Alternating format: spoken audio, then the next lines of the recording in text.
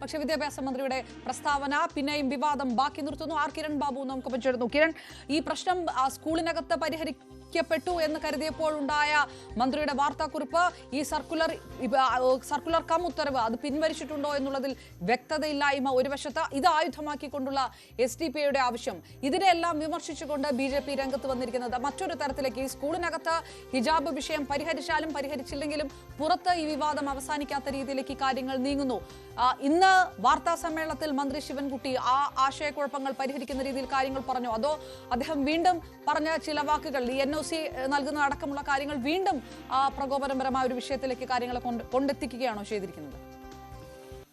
അപർണ, ഇപ്പോൾ യഥാർത്ഥത്തിൽ പ്രകോപനപരമായ ഒരു അവസ്ഥയിലാണ് വിഷയങ്ങൾ നിൽക്കുന്നത്. ഒരു സ്കൂൾ മാനേജ്മെന്റ് തുറന്നു തന്നെ സർക്കാരിനെ വെല്ലുവിളിക്കുകയാണ്. സർക്കാരിൻ്റെ ആ ഭീഷണി ഞങ്ങളോട് വേണ്ട എന്ന് തന്നെയാണ് സ്കൂൾ മാനേജ്മെന്റ് പറയുന്നത്. മന്ത്രി വാർത്താ സമ്മേളനം നടത്തുമ്പോൾ ഇന്നലെ തുടക്കത്തിലെടുത്ത നിലപാടിലേക്ക് തന്നെ ഇന്നലെ അതിനുശേഷം പിന്നീട് നിലപാട് ശക്തിപ്പെടുത്തിയിരുന്നു. ഹിജാബ് ധരിച്ച് തന്നെ പോകാൻ കുട്ടിയെ അനുവദിക്കണം, അതിൻ്റെ നിറം നിശ്ചയിക്കാം സ്കൂളിന്, അല്ലെങ്കിൽ അതിൻ്റെ രൂപം നിശ്ചയിക്കാം എന്നാണ് പറഞ്ഞിരുന്നത്. അതിൽ നിന്ന് നിലപാട് പൂർണ്ണമായും മാറ്റി അങ്ങനെ അവിടെ പരിഹരിക്കപ്പെട്ടെങ്കിൽ, രക്ഷാകർത്താവിന് മറിച്ചൊരു അഭിപ്രായമുണ്ട്, പരിഹരിക്കപ്പെട്ടെങ്കിൽ അങ്ങനെ പോട്ടെ, അതിലേക്ക് പോകേണ്ടതില്ല എന്നുള്ള തരത്തിലേക്ക് പൂർണ്ണമായും നിലപാട് മാറ്റി മയപ്പെടുത്തുന്ന ഒരു നിലപാടിലാണ് വാർത്താ സമ്മേളനത്തിൽ അവതരിപ്പിച്ചത്. പക്ഷേ അദ്ദേഹം അതിനിടയ്ക്ക് പറഞ്ഞൊരു പ്രധാനപ്പെട്ട വിഷയം, തുടക്കത്തിൽ DDയുടെ റിപ്പോർട്ട് ചൂണ്ടിക്കാണിച്ചിരുന്നു, സ്കൂളിൻ്റെ ഭാഗത്തുനിന്നുള്ള വീഴ്ചകളൊക്കെ ആ റിപ്പോർട്ടിൽ പറയുന്നുണ്ട്. പിന്നീടാണ് അദ്ദേഹത്തിന് അഭിപ്രായങ്ങൾ പറഞ്ഞത്. അതിൻ്റെ കൂട്ടത്തിൽ അദ്ദേഹം പറഞ്ഞത് NOC നൽകേണ്ടത് സംസ്ഥാന സർക്കാരാണ്, അത് കൂടി ആലോചിച്ച് വേണം സ്കൂൾ തീരുമാനമെടുക്കാൻ എന്നുള്ളത്. അങ്ങനെ പറഞ്ഞാൽ സ്വാഭാവികമായും NOC റദ്ദാക്കാനടക്കമുള്ള അവകാശങ്ങൾ സ്കൂളിനുണ്ട്, സർക്കാരിനുണ്ട്. അത്തരം ഒരു കാര്യത്തിലേക്കൊന്നും സർക്കാരിനെ നീങ്ങാൻ ഒരു മുന്നറിയിപ്പോ ഭീഷണിയോ ഒക്കെ വേണമെങ്കിൽ അതിനെ വ്യാഖ്യാനിക്കാവുന്ന ഒരു സ്വരം തന്നെയാണ്.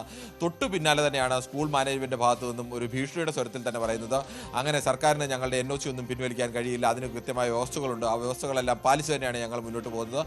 CBSEയുടെ 2025-26 വ്യവസ്ഥ അനുസരിച്ച് സംസ്ഥാന സർക്കാരിൻ്റെ NOC ആവശ്യമില്ല എന്നതുകൂടി പറയുന്നു. അപ്പോൾ സർക്കാരുമായി ഒരു തുറന്ന ഏറ്റുമുട്ടൽ, എന്തുകൊണ്ടാവും അങ്ങനെ ഒരു സ്കൂൾ ഏറ്റുമുട്ടലിന് പോയത് എന്നതുകൂടി നമ്മൾ കണക്കാക്കണം. സ്കൂളിനെ സംബന്ധിച്ചുള്ള പ്രധാനപ്പെട്ട ബലം എന്ന് പറയുന്നത് 2018 കേരള ഹൈക്കോടതിയുടെ വിധിയാണ്. സ്കൂളിൻ്റെ യൂണിഫോം അവിടെ ബാധകമാണ്, അവിടെ യൂണിഫോം ബാധകമാക്കാമെന്നുള്ള വിധിയാണ്.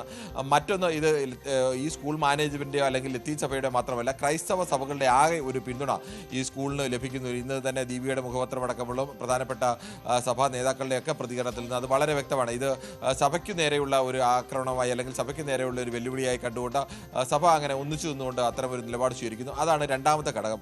മൂന്നാമത്തെ മറ്റു ഘടകം, കേന്ദ്രം ഭരിക്കുന്ന BJPയുടെ ഭാഗത്തു നിന്നുണ്ടായ ഒരു വലിയ പിന്തുണയാണ്.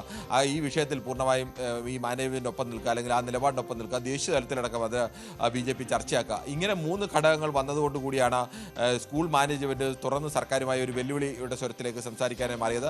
പ്രശ്നം പരിഹരിക്കുക എന്നതിനപ്പുറത്തേക്ക് നാളെ ഇനി ഈ കുട്ടി ഹിജാബ് ധരിച്ചുകൊണ്ട് വന്നു കഴിഞ്ഞാൽ സ്കൂൾ മാനേജ്മെന്റ് കയറ്റില്ല എന്നും സർക്കാർ അങ്ങനെ ആയാലും കയറ്റണമെന്ന് പറഞ്ഞപ്പോൾ സർക്കാർ നിലപാട് സ്വീകരിക്കേണ്ടി വരും, സർക്കാർ വിട്ടിലാവുന്ന ഒരു നിലപാടിലേക്കൊക്കെ വരും. അത്തരം ഒരു പൊളിറ്റിക്സ് കൂടി വളരെ കൃത്യമായി മാനേജ്മെന്റോ അല്ലെങ്കിൽ മാനേജ്മെന്റിനെ നിയന്ത്രിക്കുന്നവരോ കാണുന്നുണ്ട്. കാരണം ഒരു ഭാഗത്ത് നിന്ന് ഇങ്ങനെ ഹിജാബ് ധരിച്ചുകൊണ്ട് കുട്ടികൾക്ക് പഠനാവസരം നൽകണം എന്നൊരു സർക്കുലർ വേണം എന്നാവശ്യപ്പെട്ടിരിക്കുന്നത് SDP പോലെ ഒരു സംഘടനയാണ്. അങ്ങനെ ആ ഒരു സംഘടനയുടെ ആവശ്യം അംഗീകരിച്ചു കഴിഞ്ഞാൽ കേരളീയ സർക്കാരുണ്ടാക്കാൻ പോകുന്ന രാഷ്ട്രീയമായ തിരിച്ചടികൾ ഇതൊക്കെ കൃത്യമായിട്ട് അറിയാം. മറുഭാഗത്ത് BJP നിന്നും സമാനമായ രീതിയിൽ ഈ വിഷയം ആളിക്കത്തിക്കാൻ വേണ്ടിയുള്ള ശ്രമം മറുഭാഗത്തുണ്ടാകുന്നു. അപ്പോൾ സർക്കാർ യഥാർത്ഥത്തിൽ ഒരു രാഷ്ട്രീയമായ ഒരു വെട്ടിലായി നിൽക്കുന്ന ഒരു അവസ്ഥയാണ്. ഇതുകൂടി കണക്കാക്കിയാണ് അത്തരം മൂവ് നടത്തിയത്. ഇനി സർക്കാരിനെ സംബന്ധിച്ച് സർക്കാർ ഇന്നലെ രാത്രിയിലെടുത്ത തീരുമാനത്തിൽ നിന്ന് അല്ലെങ്കിൽ അത്തരം നിലപാടിൽ നിന്ന് ഇന്ന് രാവിലെ ഒരു പരിധിവരെ പിന്നാക്കം പോകുന്നതിൽ മയപ്പെടുത്തുന്നു എന്നുള്ളതാണ്. നിലപാടൊക്കെ ഏകദേശം ഒന്ന് തന്നെ, അത് എങ്ങനെ പറയണം എന്നുള്ളതിനെ അടിസ്ഥാനപ്പെടുത്തി കൂടിയാണ്.